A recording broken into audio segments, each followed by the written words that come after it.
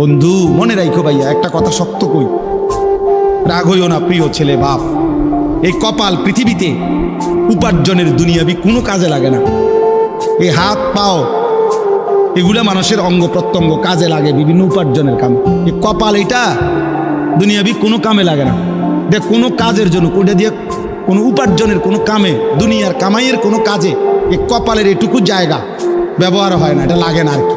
তাই এটা আল্লাহ তাআলা কেন বানাইছেন? খোদার কসম রব্বুল আলামিন এই কপাল শুধুই সেজদার জন্য বানাইছেন, শুধু সেজদার জন্য।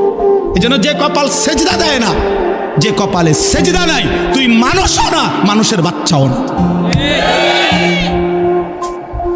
ইনসানের কোনো কাতারে সে পড়ে না,